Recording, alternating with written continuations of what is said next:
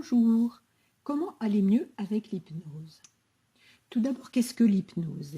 L'hypnose, c'est un état naturel, un état de conscience modifié dans lequel nous pouvons être plusieurs fois par jour, très naturellement.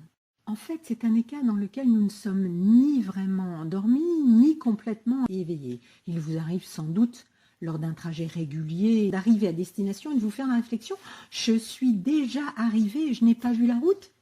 Eh bien, c'est tout simplement votre inconscient qui était aux commandes. Ainsi, l'hypnose permet d'entrer en contact avec l'inconscient.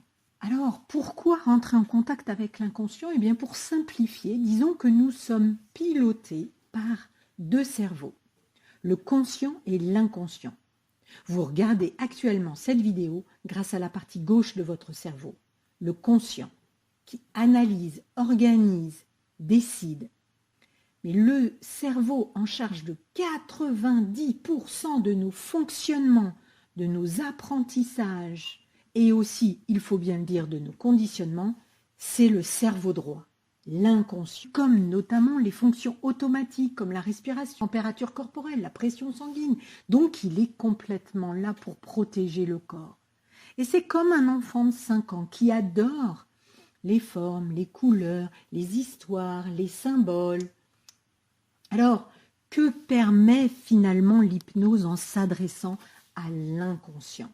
Eh bien, l'hypnose permet ainsi d'agir sur les dépendances, vos problèmes de poids, les phobies, le stress, les angoisses, les douleurs, les allergies, même les problèmes cutanés, d'eczéma par exemple, les tics, les problèmes de sommeil.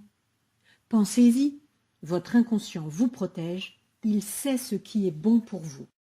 Souvent, j'entends « Oh, moi, je ne suis pas réceptif à l'hypnose ». Tout le monde est réceptif à l'hypnose. Il suffit d'en avoir envie, d'avoir envie de se débarrasser de son problème, de pouvoir s'imaginer sans, d'avoir envie de changer. Plus spécifiquement, on classe la population dans 3 catégories. 15% de la population serait hyper réceptive. Ce sont les candidats idéaux des spectacles d'hypnose. 80% seraient moyennement réceptifs et 15% seraient plus difficilement hypnotisables.